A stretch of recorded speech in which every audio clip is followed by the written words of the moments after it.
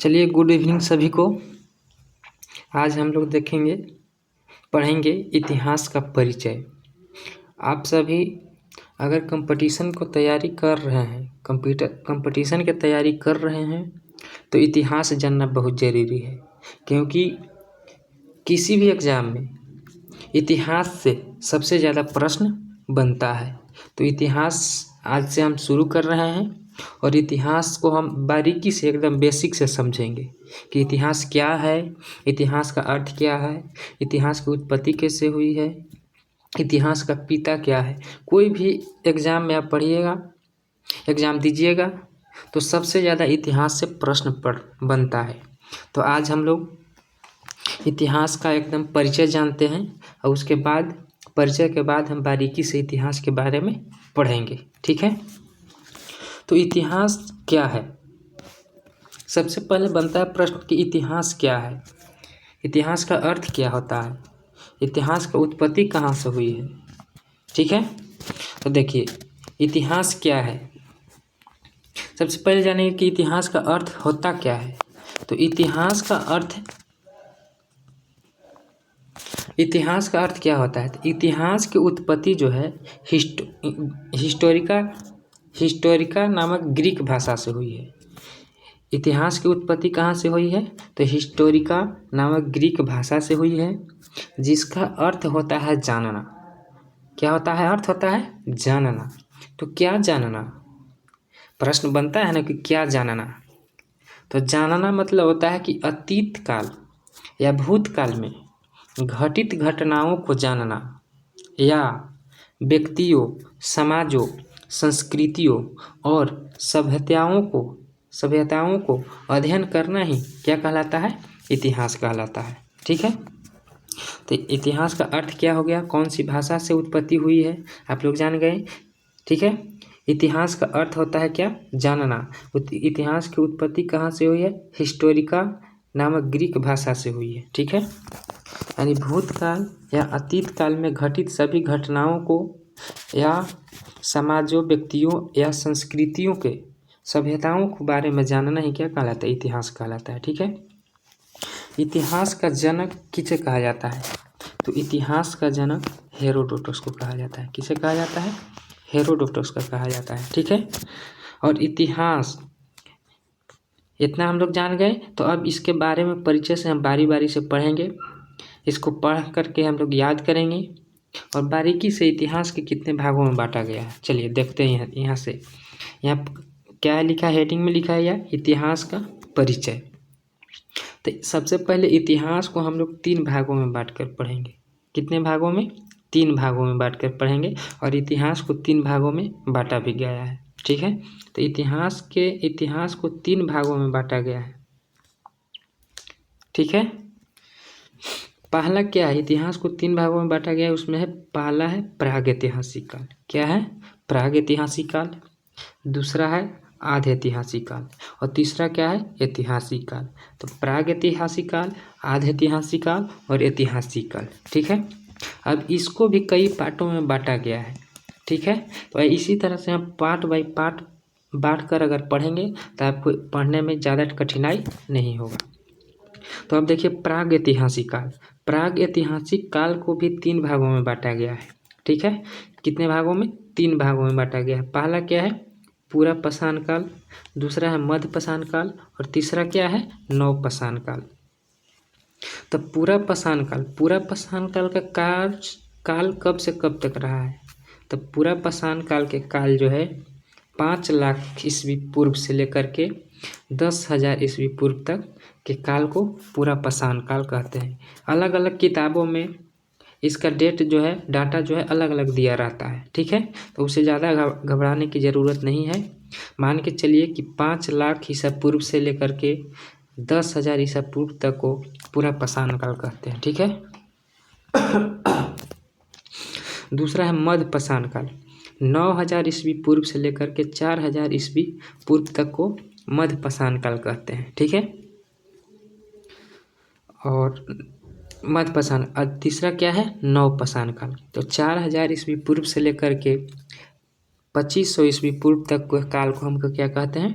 नवपाषाण काल कहते हैं। तो प्राग इतिहास काल को कितने भागों में बांटा गया? तीन काल में, पुरापाषाण काल, मध्यपाषाण काल एवं नवपाषाण काल। अब इतिहास के दूसरा पाठ है आधे ऐतिहासिक काल। ठीक है, तो आधे ऐतिहासिक काल को भी दो भागों में बांटा गया है। कितने? दो भागों में बांटा गया है। आधे ऐतिहासिक काल को कितने भागों में बांटा गया है? दो भागों में बांटा गया है। एक पहला क्या है? सिंधु घाटी सभ्यता, ठीक है, और दूसरा क्या है? वैदिक सभ्यता। आधे ऐतिहासिक काल को दो भागों में, सिंधु घाटी सभ्यता और वैदिक सभ्यता। देखिए आप लोग ऐसे पढ़िएगा और सुनकर पढ़िएगा तो ज़्यादा याद होगा। ठीक है, तो आप लोग सुनिएगा और पढ़िएगा, ध्यान दीजिएगा तो आपको ज़्यादा दिनों तक याद रहेगा। ठीक है, तो सिंधु घाटी सभ्यता, सिंधु घाटी सभ्यता जो है 2500 ईस्वी पूर्व से लेकर के 1500 ईस्वी पूर्व तक के काल को हम लोग क्या कहते हैं? सिंधु घाटी सभ्यता कहते हैं। ठीक है, और वैदिक सभ्यता 1500 ईस्वी पूर्व से लेकर के 600 ईस्वी पूर्व तक के काल को हम वैदिक सभ्यता कहते हैं। ठीक है, अब वैदिक सभ्यता को भी दो भागों में बांटा गया है। कितने भागों में बांटा गया है? दो भागों में बांटा गया है वैदिक सभ्यता को। ठीक है, तो वैदिक सभ्यता को दो भागों में बांटा गया है। कौन सा सभ्यता है? तो देखिए वैदिक सभ्यता को दो भागों में बांटा गया है। पहला है ऋग्वैदिक काल, क्या है? ऋग्वैदिक काल, और दूसरा क्या है? उत्तर वैदिक काल। वैदिक काल को दो भागों में बांटा गया। पहला ऋग्वैदिक काल, ऋग्वैदिक काल का काल कब से कब तक है? तो 1500 ईसा पूर्व से लेकर के 1000 ईस्वी पूर्व तक के काल को हम ऋग्वैदिक काल कहते हैं। ठीक है, और उत्तर वैदिक काल का काल कब से है? तो 1000 ईस्वी पूर्व से लेकर के 600 ईस्वी पूर्व तक के काल को हम क्या कहते हैं? उत्तर वैदिक काल कहते हैं। तो हम यहाँ तक जान गए कि प्राग ऐतिहासिक काल को तीन भागों में बांटा गया, आधे ऐतिहासिक काल को दो भागों में बांटा गया। ठीक है, सिंधु घाटी सभ्यता और वैदिक सभ्यता, और वैदिक सभ्यता को भी दो भागों में बांटा गया, ऋग्वैदिक काल एवं उत्तर वैदिक काल। अब हम लोग देखते हैं इतिहास के तीसरा काल। इतिहास के तीसरा काल क्या है? ऐतिहासिक काल। क्या है? ऐतिहासिक काल। अब देखते हैं ऐतिहासिक काल को कितने भागों में बांटा गया है। तो ऐतिहासिक काल को हम लोग तीन भागों में बांट करके पढ़ेंगे। कितने भागों में? ऐतिहासिक काल को हम लोग चार भागों में बांट करके पढ़ेंगे। ठीक है, पहला क्या है? प्राचीन भारत। प्राचीन भारत से सबसे ज़्यादा प्रश्न पूछता है, और आधुनिक भारत से। ठीक है, प्राचीन भारत से सबसे ज़्यादा एग्जामों में प्रश्न बनता है, तो इसको हम बारी बारी से पढ़ेंगे। ठीक है, ऐतिहासिक इतिहास को चार भागों में बांटेंगे। पहला प्राचीन भारत। प्राचीन भारत का काल कब से कब तक है? तो 600 ईस्वी पूर्व से लेकर के 712 ईस्वी तक के काल को हम लोग क्या कहेंगे? प्राचीन काल कहें, प्राचीन भारत कहेंगे। और मध्यकालीन भारत को 712 ईस्वी से लेकर के 1707 ईस्वी तक के काल को हम लोग मध्यकालीन भारत कहते हैं। ठीक है, और तीसरा है आधुनिक भारत। 1707 ईस्वी से लेकर के 1964 ईस्वी तक के काल को आधुनिक भारत कहेंगे। एवं 14वीं शताब्दी से लेकर के 1950 ईस्वी तक के काल को हम लोग क्या कहेंगे? आधुनिक विश्व कहेंगे। आधुनिक विश्व कहेंगे। ठीक है, चलिए अब देखते हैं प्राचीन भारत को। अब प्राचीन भारत को भी हम लोग कई भागों में बांट करके पढ़ते हैं। तो प्राचीन भारत को हम लोग कई भागों में बांट करके पढ़ेंगे। पहला क्या पढ़ेंगे? प्राचीन भारत को महाजनपद काल 6ठी शताब्दी ईसा पूर्व के काल को हम लोग क्या कहते हैं? महाजनपद काल कहते हैं। ठीक है, 16 क्या है? मगध। दूसरा क्या है? मगध साम्राज्य 600 ईस्वी पूर्व से लेकर के 300 ईस्वी पूर्व तक के काल को हम लोग क्या कहेंगे? मगध साम्राज्य कहेंगे। तीसरा है क्या? मौर्य साम्राज्य। तीसरा है क्या? मौर्य साम्राज्य। तो 323 ईस्वी पूर्व से लेकर के 184 ईस्वी पूर्व तक के काल को हम लोग क्या कहेंगे? मौर्य काल कहेंगे। काल पूछता है कि मौर्य काल का काल कब से कब तक, ये सब याद रखिएगा। बहुत बार पूछा है कि मौर्य साम्राज्य का काल कब से कब तक है, तो 323 ईस्वी पूर्व से लेकर के 184 ईस्वी पूर्व तक के काल को हम लोग मौर्य साम्राज्य कहते हैं। बहुत बार एग्जामों में हूबहू पूछ दिया है। ठीक है, अब है पूर्वोत्तर काल। मौर्य साम्राज्य हो गया, उसके बाद मौर्योत्तर काल। तो मौर्योत्तर काल कब से कब रहा है? तो 184 से लेकर के 313 ईस्वी तक। 184 ईस्वी पूर्व से लेकर के 313 ईस्वी तक के काल को मौर्योत्तर काल कहते हैं। ठीक है। अब है गुप्त साम्राज्य।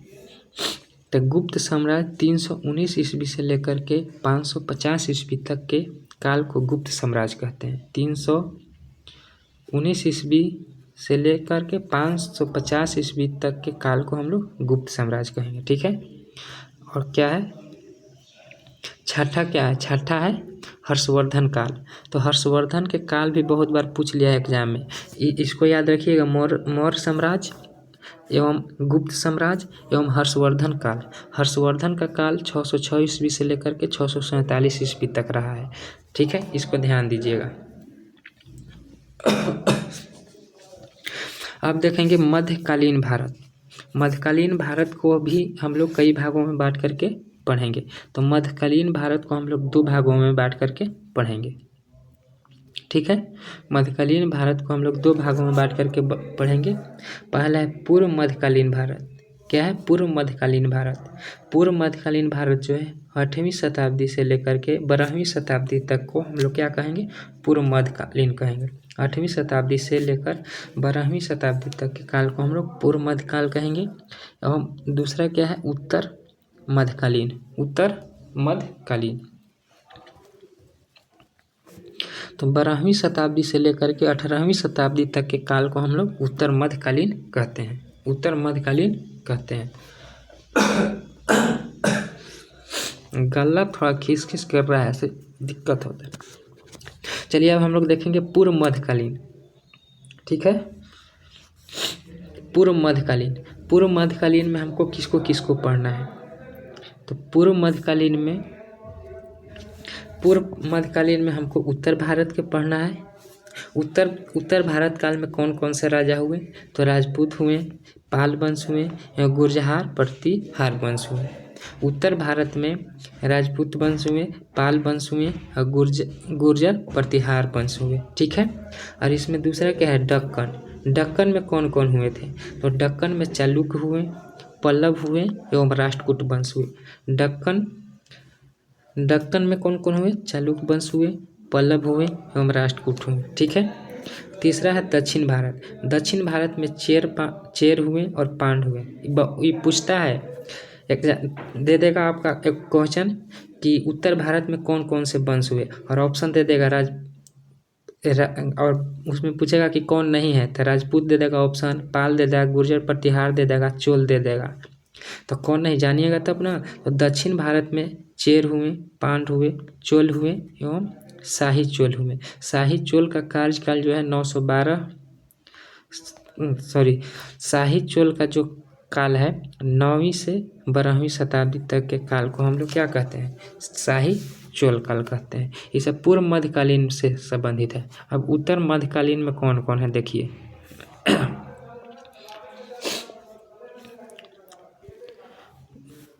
उत्तर मध्यकालीन का काल कब से है? तो 12वीं शताब्दी से लेकर के 18वीं शताब्दी तक को उत्तर मध्यकालीन कहते हैं। ठीक है। तो उत्तर भारत पर कौन कौन से शासक थे? तो उत्तर भारत में दिल्ली सल्तनत था। ठीक है। उत्तर भारत में दिल्ली सल्तनत था, फिर चौहान वंश था, फिर मुगल काल था। फिर दक्कन में देखेंगे तो विजयनगर था, बहमनी था। फिर दक्षिण भारत में देखेंगे चेर था, देवगिरी था, फिर बारलंग के था, फिर द्वार समुद्रम था। ठीक है। देवगिरी के जादव और बारलंग के काकतीय वंश और द्वार समुद्रम के होयसल वंश है। द्वार समुद्रम के होयसल और बारलंग के काकतीय या देवगिरी के यादव थे। ठीक है। चलिए यहाँ तक अब हम देख लिए, अब आगे बढ़ते हैं। ठीक है। अब देखिए आधुनिक भारत। आधुनिक भारत क्या है? आधुनिक भारत यहाँ पर है ना।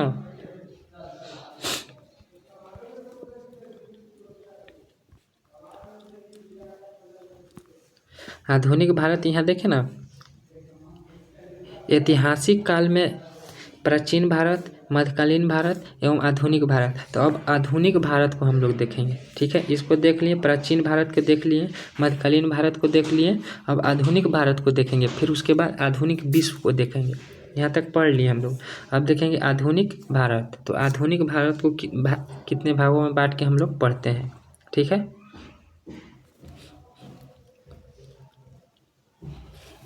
चलिए, आधुनिक भारत में हम लोग पढ़ेंगे यूरोपीय कंपनियों का आगमन। यूरोपीय कंपनियों के आगमन से हर एग्जाम में, कोई ऐसा एग्जाम नहीं है जहाँ से यहाँ से प्रश्न नहीं बनता है। तो इसको बारीकी से हम लोग पढ़ेंगे, बारी बारी से, ठीक है। अभी हम परिचय जान रहे हैं कि हमको क्या क्या पढ़ना है इतिहास में, ठीक है। तो यूरोपीय कंपनियों के आगमन में सबसे पहले कौन था? पुर्तगाली आया था, 1498 में आया था। उसके बाद डच आया था, 1602 ईस्वी में आया था। उसके बाद अंग्रेज आया था, 1608 ईस्वी में आया था। फिर फ्रेंच आया था 1664 ईस्वी में। कभी कभी एग्जामों में पूछ लेता है कि क्रम बताइए, सबसे पहले कौन आया था, तो याद रखिएगा। तो भारत में अगर कंपनियों के अगर क्रम पूछेगा तो सबसे पहले पुर्तगाली आया था 1498 में, फिर डच आया 1602 में, फिर अंग्रेज आया था 1608 ईस्वी में, फिर बाद में सबसे आया था कौन? फ्रेंच आया था, फ्रांसीसी आया था 1664 ईस्वी में, ठीक है। तो इसको ध्यान दीजिएगा।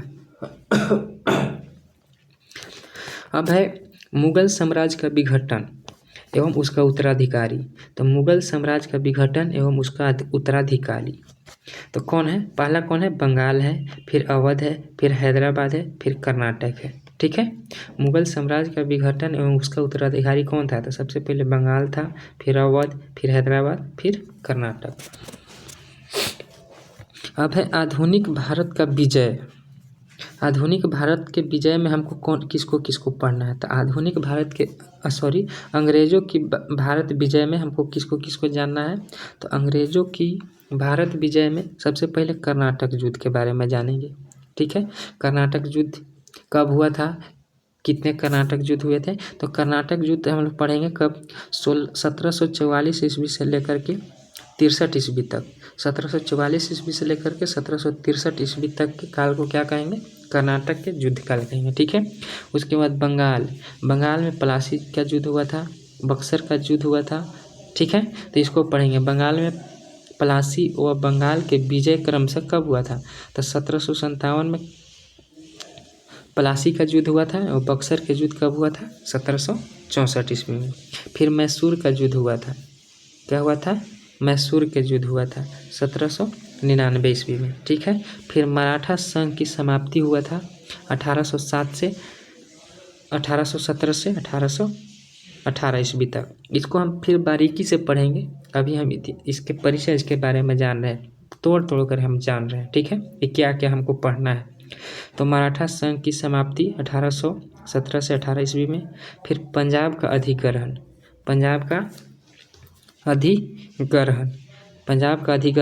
हम लोग पढ़ेंगे 1849 ईस्वी तक, 1849 ईस्वी में। आधुनिक भारत में भी अभी और है, हम लोग देखेंगे आगे। आधुनिक भारत में अभी और हम लोग क्या पढ़ना है हमको? तो दास्ता के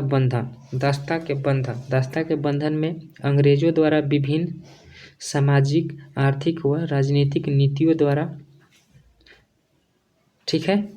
दास्ता का बंध में किसको पढ़ेंगे? अंग्रेजों द्वारा विभिन्न सामाजिक, आर्थिक व राजनीतिक नीतियों द्वारा भारत का शोषण पढ़ेंगे। इसी में हम लोग दास्ता का बंधन में प्रतिक्रिया पढ़ेंगे। 1857 के क्रांति का मुक्ति का संग्राम पढ़ेंगे हम लोग दास्ता का बंधन में। फिर राष्ट्रवादी जागरण में हमको क्या पढ़ना है? तो सामाजिक एवं धार्मिक सुधार पढ़ना है, राजनीतिक संस्थाओं की स्थापना पढ़ना है, फिर भारतीय राष्ट्रीय कांग्रेस की स्थापना पढ़ना है, ठीक है। भारतीय राष्ट्रीय कांग्रेस की स्थापना एओ ह्यूम ने किए थे 1885 ईस्वी में। इसके बारे में हमको भी जानना है। फिर पढ़ना है हमको स्वतंत्रता संग्राम की गतिशीलता। क्या पढ़ना है? स्वतंत्रता संग्राम की गतिशीलता। तो स्वतंत्रता संग्राम की गतिशीलता में कांग्रेस, नरम दल एवं गरम दल के बारे में पढ़ना है, ठीक है। सूरत के 1907 के अधिवेशन में कांग्रेस गरम दल एवं नरम दल में बट गया था, तो इसको पढ़ना है, ठीक है। कांग्रेस के नरम दल से गरम दल की ओर। फिर क्रांतिकारी आंदोलन पढ़ना है और स्वतंत्रता संग्राम की गतिशीलता में ही हम लोग गांधी युग पढ़ेंगे, गांधी युग, ठीक है। फिर पढ़ेंगे स्वतंत्रोत्तर भारत पढ़ेंगे, भारत की स्वतंत्रता पढ़ेंगे। तात्कालिक समस्याओं का सामना किस तरह से हुआ, आर्थिक प्रगति की ओर पढ़ेंगे। फिर विदेश नीति, गुटनिरपेक्षता पढ़ेंगे, ठीक है। चलिए अब हम लोग यहाँ तक पढ़ लें। अब हम लोग पढ़ेंगे इसके बाद क्या है, आधुनिक विश्व। यहाँ देखिए, यहाँ पढ़े ना, प्राचीन भारत पढ़ लिए, मध्यकालीन भारत जान गए, आधुनिक भारत के काल जान गए। अब आधुनिक विश्व के काल जानेंगे। आधुनिक विश्व में हमको क्या क्या पढ़ना है, ठीक है। तो आधुनिक विश्व मेन है, इसमें बहुत ज़्यादा यहाँ से प्रश्न बहुत ज़्यादा पूछता है। जो भी इसमें प्रथम विश्व युद्ध, द्वितीय विश्व युद्ध, रूसी क्रांति, अमेरिकी क्रांति, जो भी हुआ था आधुनिक विश्व में हुआ था, ठीक है। तो चलिए देखिए, आधुनिक विश्व में हमको सबसे पहले जानना है क्या, 14वीं शताब्दी से लेकर के 16वीं शताब्दी तक, 14वीं सदी से लेकर के 16वीं सदी तक को हम लोग पढ़ना है। इसमें क्या पढ़ना है पुनर्जागरण। क्या है, पहला पुनर्जागरण। अब पुनर्जागरण में क्या है, आधुनिक विश्व इतिहास का प्रस्थान बिंदु है। पुनर्जागरण में क्या है, आधुनिक विश्व इतिहास का प्रस्थान बिंदु है। फिर पुनर्जागरण के बाद हमको धर्म सुधार पढ़ना है। क्या पढ़ना है, धर्म सुधार आंदोलन। क्या पढ़ना है, धर्म सुधार आंदोलन। धर्म सुधार आंदोलन में कौन कौन सा है, ईसाई धर्म के मध्यकालीन स्वरूप की समाप्ति हमको पढ़ना है, ठीक है। और फिर इसी में हमको धर्म सुधार के बाद क्या पढ़ना है, तो धर्म सुधार के बाद भौगोलिक खोज एवं अभियान, ठीक है, कि नवीन दिशा एवं जलमार्गों की खोज भी हुआ था। तो पुनर्जागरण, उसके बाद धर्म सुधार, उसके बाद भौगोलिक खोज के अभियान, ठीक है। अब देखिए, आधुनिक विश्व में 14वीं शताब्दी से 16वीं सदी के बीच ही हुआ। अब हम लोग पढ़ेंगे 1750 ईस्वी से 1900 ईस्वी के बीच में हमको क्या पढ़ना है, तो औद्योगिक क्रांति। क्या पढ़ेंगे, औद्योगिक क्रांति इंग्लैंड से प्रारंभ होकर अन्य देशों में प्रसार किस तरह से हुआ था, औद्योगिक क्रांति। फिर उसके बाद पढ़ेंगे अमेरिकी क्रांति। अमेरिकी क्रांति 1776 से लेकर के 1783 ईस्वी तक अमेरिकी क्रांति हुआ। उसमें क्या पढ़ेंगे, तो विश्व के प्रथम आधुनिक गणतंत्र की स्थापना पढ़ेंगे, ठीक है। फिर अमेरिकी क्रांति के बाद फिर पढ़ेंगे हम लोग फ्रांसीसी क्रांति 1789 ईस्वी में हुआ था। अमेरिकी क्रांति के बाद फिर पढ़ेंगे क्या, फ्रांसीसी क्रांति 1789 ईस्वी से लेकर के, फ्रांसीसी क्रांति कब हुआ था, 1789 में। इसमें हमको क्या पढ़ना है, मानव अधिकारों की घोषणा पढ़ना है। फिर फ्रांसीसी क्रांति के बाद पढ़ना है राष्ट्रवाद का उभार, ठीक है। राष्ट्रवाद के उभार में हमको पढ़ना है जर्मनी इटली का एकीकरण कब हुआ था, 1870 ईस्वी में। इसके बारे में फिर विशेष पढ़ना है। आधुनिक विश्व में ही हम लोग आधुनिक विश्व में देख लिए 14वीं से 16वीं सदी में क्या पढ़ना है, 1750 से 19 ईस्वी में क्या पढ़ना है, और आधुनिक विश्व में 1900 ईस्वी से लेकर के 1950 ईस्वी तक भारत के गणतंत्र तक, स्वतंत्र से लेकर के गणतंत्र तक में क्या पढ़ना है हमको, ठीक है। तो देखिए, इसमें पढ़ना है हमको, पहला क्या पढ़ना है, प्रथम विश्व युद्ध। प्रथम विश्व युद्ध कब हुआ था, प्रथम विश्व युद्ध में कितने देश ने भाग लिए थे, प्रथम विश्व युद्ध में क्या क्या हुआ, इसके बारे में पढ़ना है हमको। तो प्रथम विश्व युद्ध 1914 से लेकर के 18 तक हुआ था। इसमें पेरिस यानी वर्साय की संधि हुआ था 1919 में। फिर राष्ट्र संघ की स्थापना हुआ था 1920 ईस्वी में। इसके बारे में हमको पढ़ना है प्रथम विश्व युद्ध में। फिर उसके बाद पढ़ना है रूसी क्रांति। क्या पढ़ना है, रूसी क्रांति। रूसी क्रांति कब हुआ था, तो 1917 ईस्वी में हुआ था। तो 1917 ईस्वी में रूसी क्रांति हुआ था। तो इसमें हमको क्या पढ़ना है, तो विश्व की प्रथम साम्यवादी की स्थापना पढ़ना है रूसी क्रांति में, ठीक है। फिर रूसी क्रांति के बाद पढ़ना है हमको क्या, दो विश्व युद्धों के मध्य यूरोप हमको पढ़ना है। दो विश्व युद्धों के मध्य यूरोप में हमको क्या पढ़ना है, वाइमर संविधान के बारे में पढ़ना है। वाइमन गणतंत्र एवं नाजीवाद का उदय जर्मनी में हुआ था, इसको पढ़ना है। फिर फांसीवाद का उदय क्या पढ़ना है? फिर फांसीवाद का उदय इटली, फांसीवाद का उदय कहाँ हुआ? इटली हुआ था। फिर स्पेन के गृह युद्ध के बारे में पढ़ना है हमको, 2 विश्व युद्ध के मध्य के यूरोप। फिर उसके बाद क्या पढ़ना है हमको? द्वितीय विश्व युद्ध। क्या पढ़ना है फिर? द्वितीय विश्व युद्ध। द्वितीय विश्व युद्ध में कितने देश ने भाग लिया था, कहाँ से शुरू हुआ था? द्वितीय विश्व युद्ध के बारे में पढ़ना है। द्वितीय विश्व युद्ध का कितने वर्षों तक लड़ा गया था, चला था? तब द्वितीय विश्व युद्ध 1939 से लेकर के 45 वर्षों तक, यानी 6 वर्षों तक लड़ा गया था। द्वितीय विश्व युद्ध में लगभग 61 देशों ने भाग लिया था। इसके बारे में हमको पढ़ना है संपूर्ण युद्ध। द्वितीय विश्व युद्ध में क्या पढ़ना है? संपूर्ण युद्ध, इतिहास का सर्वाधिक भयावह युद्ध, फिर शांति स्थापना का नवीन प्रयास। तो इतना हमको इतिहास के परिचय के बारे में जान गए, इतना हमको इतिहास के बारे में पढ़ना है। ठीक है, तो इतिहास के परिचय के बारे में हम आपको सबके दिखा देते हैं, अगर देख लीजिए क्या क्या पढ़ना है। ठीक है, और अगर यह वीडियो बढ़िया लगा हो, अच्छा लगा हो तो कमेंट ज़रूर कर दीजिएगा, कमेंट करके ज़रूर बताइएगा कैसा लगा हो। अगर बढ़िया लगा हो तो अगला टॉपिक लेकर आएंगे हम प्रागैतिहासिक काल का। ठीक है, देख लिए। चलिए यहाँ पर सेशन को समाप्त करते हैं।